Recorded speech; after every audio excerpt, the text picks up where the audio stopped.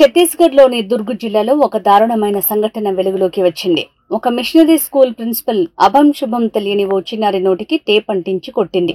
ఈ సంఘటన జామోల్ ప్రాంతంలో నందిని పోలీస్ స్టేషన్ పరిధిలో ఉన్న బాగ్దుమార్ గ్రామంలోని మదర్ తెరిసా ఇంగ్లీష్ మీడియం స్కూల్లో జరిగింది.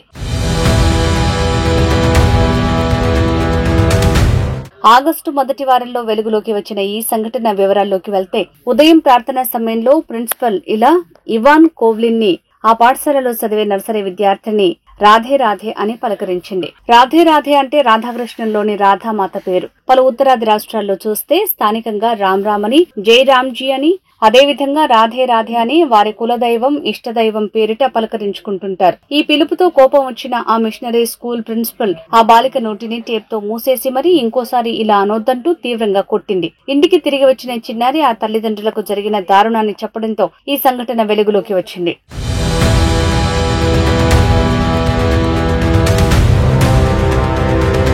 ఈ సంఘటన గురించి తెలుసుకున్న బాధితురాలి తండ్రి స్థానిక పోలీసులను ఆశ్రయించి నిందితురాలైన ప్రిన్సిపల్ పై రాతపూర్వకంగా ఫిర్యాదు ఇచ్చాడు. ఈ ఫిర్యాదు ఆధారంగా ప్రిన్సిపల్ కోల్విన్ పై భారతీయ న్యాయ సంహితలోని సంబంధిత సెక్షన్లు, జువైనల్ జస్టిస్ చట్టంలోని సెక్షన్ 75 కింద పోలీసులు కేసు నమోదు చేశారు. ఈ సంఘటన గురించి తెలుసుకున్న స్థానిక హిందూ కార్యకర్తలు పాఠశాలకు చేరుకుని నిరసన వ్యక్తం చేశారు. తర్వాత వారు పోలీస్ స్టేషన్ సమీపంలో గుమికూడి ఈ విషయంలో త్వరగా చర్యలు తీసుకోవాలని డిమాండ్ చేశారు. విద్యార్థులపై మతపరమైన వివక్షకు సంబంధించిన సంఘటనలపై నిఘా ఉంచాలని కోరుతూ కార్యకర్తలు ఒక మెమోరాండం ని కూడా సమర్పించారు.